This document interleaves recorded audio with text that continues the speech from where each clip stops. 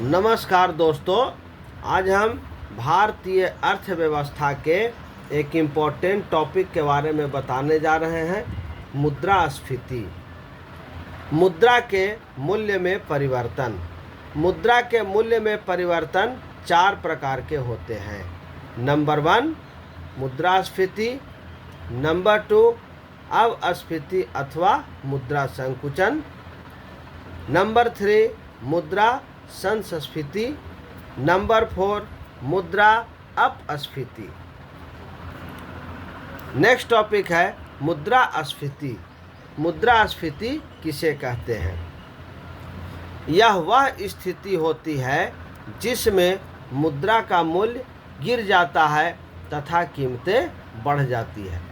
दूसरे शब्दों में यह वह अवस्था होती है जब वस्तुओं की उपलब्ध मात्रा की तुलना में मुद्रा तथा साख की मात्रा में अधिक वृद्धि होती है। यह मुद्रास्फीति की परिभाषा है। यह अत्यंत महत्वपूर्ण है। सभी परीक्षाओं में यह पूछा जाता है। तो मुद्रास्फीति किसे कहते हैं? यह वह स्थिति होती है जिसमें मुद्रा का मूल्य गिर जाता है तथा कीमतें बढ़ जाती है। दूसरे शब्दों में यह वह अवस्था होती है जब वस्तुओं की उपलब्ध मात्रा की तुलना में मुद्रा तथा साख की मात्रा में अधिक वृद्धि होती है। नेक्स्ट है मुद्रास्फीति का प्रभाव। उत्पादक वर्ग, कृषक, व्यापारी, उद्योगपति को लाभ होता है। ऋणी को लाभ तथा ऋणदाता को हानि होती है। निश्चित आय वाले वर्ग को हानि होती है जबकि परिवर्तित आय वाला वर्ग को लाभ होता है। समाज में आर्थिक विषमताएं बढ़ जाती है।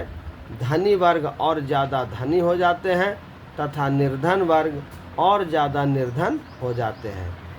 व्यापार संतुलन विपक्ष में हो जाता है क्योंकि आयात में वृद्धि तथा निर्यात में कमी हो जाती है।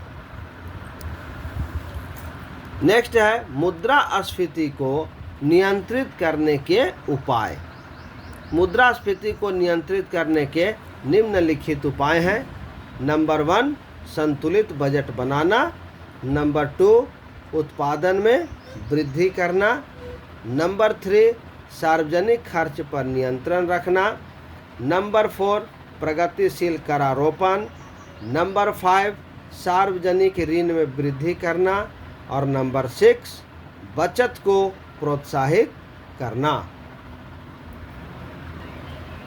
नोट: भारत में पहले मुद्रास्फीति की गणना केवल थोक मूल्य सूचकांक के आधार पर की जाती थी, लेकिन वर्ष 2014 से यह गणना थोक मूल्य सूचकांक एवं उपभोक्ता मूल्य सूचकांक दोनों के आधार पर की जाती है। नेक्स्ट टॉपिक है मुद्रा अवस्फीति अथवा मुद्रा संकुचन। यह मुद्रास्फीति की विपरीत अवस्था है। इसमें मुद्रा का मूल्य बढ़ता है और वस्तुओं और सेवाओं का मूल्य घटता है। मुद्रा संकुचन रोकने के उपाय। नंबर 1 सार्वजनिक व्यय में बढ़ोतरी करना, नंबर 2 करारोपण में कमी, नंबर 3 ऋणों का भुगतान, नंबर 4 निर्यात में वृद्धि तथा आयात में कमी, नंबर 5 पूर्ति पर नियंत्रण। नेक्स्ट टॉपिक है मुद्रा संस्फीति। यह वह प्रक्रिया है जिसमें जानबूझकर मुद्रा और साख की मात्रा में वृद्धि करके वस्तु के मूल्य में वृद्धि का प्रयास किया जाता है। ऐसा प्रायः मंदी से छुटकारा पाने के लिए किया जाता है। नेक्स्ट है मुद्रा अपस्फीति। इसके अंतर्गत वे सब क्रियाएं व उपाय आते हैं जो मुद्रास्फीति के वेग को रोकने के लिए किए जाते हैं। नोट: मुद्रा अपस्फीति देश की आर्थिक स्थिति में सुधार के लिए होता है और मुद्रा संकुचन से देश को हानि होती है। नेक्स्ट टॉपिक है अवमूल्यन। अन्य मुद्रा की तुलना में स्वदेशी मुद्रा के मूल्य को घटाना अवमूल्यन कहलाता है। मुद्रा का अवमूल्यन निर्यात को बढ़ावा देने के लिए किया जाता है। आज तक भारतीय मुद्रा का 3 बार अवमूल्यन किया जा चुका है। सबसे पहले भारतीय मुद्रा का अवमूल्यन 1949 ईस्वी में हुआ था। दूसरी बार भारतीय मुद्रा का अवमूल्यन 1966 में हुआ था। तीसरी बार भारतीय मुद्रा का अवमूल्यन 1991 में हुआ था। 1991 में भारतीय मुद्रा का अवमूल्यन 2 चरणों में हुआ था। नेक्स्ट टॉपिक है स्टैगफ्लेशन। जब कभी मुद्रास्फीति के साथ साथ मंदी भी आ जाती है, उस अवस्था को स्टैगफ्लेशन कहते हैं। या मुद्रास्फीति की उच्च दर तथा बेरोजगारी की उच्च दर एक साथ हो तो उस अवस्था को स्टैगफ्लेशन कहते हैं। हवाला, विदेशी मुद्रा का अवैध कारोबार हवाला कहलाता है। काली मुद्रा, वह मुद्रा जिस पर टैक्स अदा नहीं किया गया है वह काली मुद्रा कहलाती है। सस्ती मुद्रा, देश की मुद्रा का अंतर्राष्ट्रीय बाजार में सरलता से उपलब्ध होना सस्ती मुद्रा कहलाता है। ये सभी टॉपिक परीक्षाओं के लिए अत्यंत महत्वपूर्ण है। इन सभी टॉपिक से परीक्षाओं में प्रश्न पूछे जाते हैं। नेक्स्ट है कठोर मुद्रा, हार्ड करेंसी। वह मुद्रा जिसकी आपूर्ति मांग की अपेक्षा कम हो। यह मुद्रा प्रायः विकसित देशों के पास पाई जाती है। सॉफ्ट करेंसी, वह मुद्रा जिसकी आपूर्ति मांग की अपेक्षा अधिक हो उसे सॉफ्ट करेंसी कहते हैं। गर्म मुद्रा, ऐसी मुद्रा जिसमें शीघ्र पलायन कर जाने की प्रवृत्ति हो उसे गर्म मुद्रा कहते हैं। विधि ग्राह्य मुद्रा, जिस मुद्रा में भुगतान करने पर लेने वाला कानूनी तौर पर स्वीकार करने से मना नहीं कर सकता। भारत की विधि ग्राह्य मुद्रा रुपया है। नेक्स्ट टॉपिक है विमुद्रीकरण। सरकार द्वारा पुरानी मुद्रा को समाप्त कर नई मुद्रा चलाना विमुद्रीकरण कहलाता है। यह प्रायः काले धन की रोकथाम के लिए किया जाता है। भारत में सबसे पहले पत्र मुद्रा का प्रचलन 1806 ईस्वी में हुआ था। मुद्रा के प्रचलन का नियम ग्रेसम ब्रिटेन ने दिया था। मुद्रा स्वयं मुद्रा का निर्माण करती है, यह क्रोमर ने कहा था। बाजार के नियम के प्रस्तुतकर्ता जे.बी. से थे। इनकी पुस्तक का नाम ट्रीटेड इकोनॉमिक पॉलिटिक है। इनके नियम के अनुसार पूर्ति अपनी मांग का स्वयं निर्माण करती है। ये भारतीय अर्थव्यवस्था के बहुत ही इम्पोर्टेंट टॉपिक है। नेक्स्ट टॉपिक है मांग। किसी वस्तु के लिए मांग से अभिप्राय वस्तु को खरीदने की उस इच्छा से है जिसके लिए पर्याप्त क्रय शक्ति है और खर्च करने की तत्परता है। मूल्य की मांग के साथ संबंध अर्थशास्त्र में मांग का नियम कहलाता है। यह नियम बतलाता है कि यदि अन्य बातें समान रहें तो किसी वस्तु या सेवा की कीमत में वृद्धि होने पर उसकी मांग घटती है तथा कीमत में कमी होने पर उसकी मांग बढ़ती है। इस नियम का प्रतिपादन अल्फ्रेड मार्शल ब्रिटेन ने किया था। मांग के नियम के कुछ अपवाद भी हैं। इसका अर्थ यह है कि कुछ वस्तुओं की कीमत अधिक होने पर उनकी मांग बढ़ जाती है तथा कीमत कम होने पर उनकी मांग कम हो जाती है। प्रतिष्ठा सूचक वस्तु, कुछ ऐसी वस्तुएं होती है जिससे सामाजिक प्रतिष्ठा मिलती है। इन वस्तुओं की मांग अधिक होती है क्योंकि इनकी कीमतें बेहद अधिक होती है। यदि इनकी कीमत कम हो जाती है तो इन्हें प्रतिष्ठा सूचक वस्तुएं नहीं माना जाता है। यह मांग के नियम की अवहेलना करती है। मूल्यवान हीरे, पुरानी कारें आदि इसके उदाहरण हो सकती हैं। नेक्स्ट है गिफेन वस्तुएं। कुछ ऐसी निम्न वस्तुएं जिन पर उपभोक्ता अपनी आय का बड़ा भाग व्यय करता है। ऐसी वस्तुओं की कीमत कम होने पर इनकी मांग भी कम हो जाती है।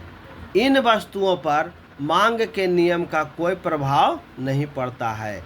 इनके मूल्य में वृद्धि से इनकी मांग में भी वृद्धि हो जाती है तथा मूल्य में कमी से मांग में भी कमी हो जाती है। ऐसी वस्तुओं को गिफेन वस्तु कहते हैं। इनका प्रतिपादन रॉबर्ट गिफेन ने किया था। नेक्स्ट टॉपिक है मांग की लोच। मूल्य में परिवर्तन की अनुक्रिया में किसी वस्तु की मांग में होने वाले परिवर्तन को, जैसे मूल्य में 5% की कमी के कारण मांग में 15% की वृद्धि को हम मांग की लोच कहते हैं। मार्शल, जॉन रॉबिन्सन आदि विद्वान इससे संबंधित हैं। जब मूल्य में कमी मांग में अपेक्षाकृत अधिक अनुपात में वृद्धि लाती है तो ऐसी वस्तुओं को हम लोचदार वस्तु कहते हैं। ऐसी वस्तुएं सामान्यतया विलासिता की वस्तुएं होती है। नेक्स्ट टॉपिक है उपयोगिता। प्रत्येक वस्तु में व्यक्ति की किसी न किसी आवश्यकता की संतुष्टि की क्षमता होती है। इस संतुष्टि की क्षमता को ही हम वस्तु की उपयोगिता कहते हैं।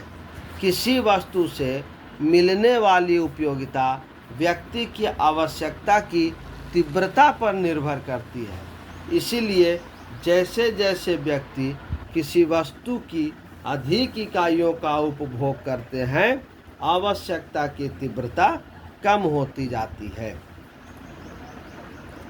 नेक्स्ट टॉपिक है उपभोक्ता संतुलन।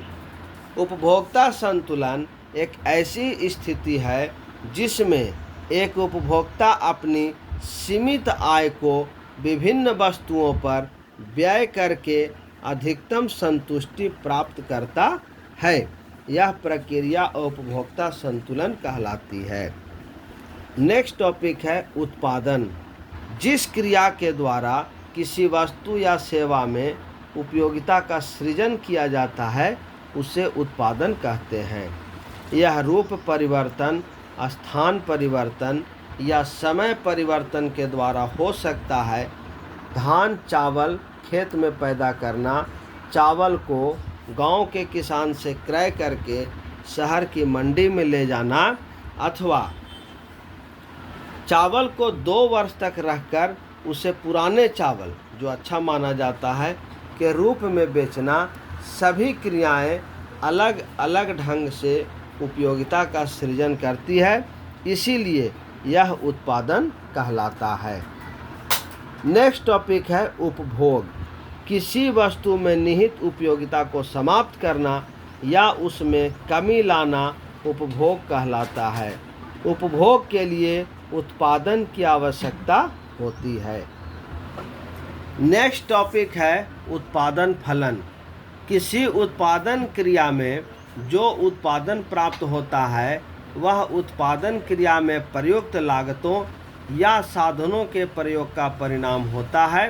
उत्पादन और साधनों की मात्रा के बीच की जो तकनीकी फलनात्मक आश्रितता संबंध होता है उसे उत्पादन फलन कहते हैं। नेक्स्ट टॉपिक है ब्याज। ब्याज वह मौद्रिक भुगतान है जो पूंजीपति को पूंजी के उपभोग के बदले में प्राप्त होता है। नेक्स्ट टॉपिक है मजदूरी। मजदूरी एक प्रकार का पुरस्कार है जो मनुष्य के परिश्रम के बदले में दिया जाता है, चाहे वह प्रति घंटा, प्रतिदिन या समयानुसार दिया जाए, और चाहे उसका भुगतान मुद्रा या वस्तुओं या दोनों के रूप में हो। मजदूरी 2 प्रकार की होती है। नंबर 1 नगद मजदूरी, नंबर 2 वास्तविक मजदूरी। नेक्स्ट है लाभ। किसी भी अर्थव्यवस्था को सुचारू रूप से चलायमान रखने के लिए उसकी व्यावसायिक गतिविधियों में लाभ का उपार्जन होना अति आवश्यक है। नेक्स्ट टॉपिक है बाजार।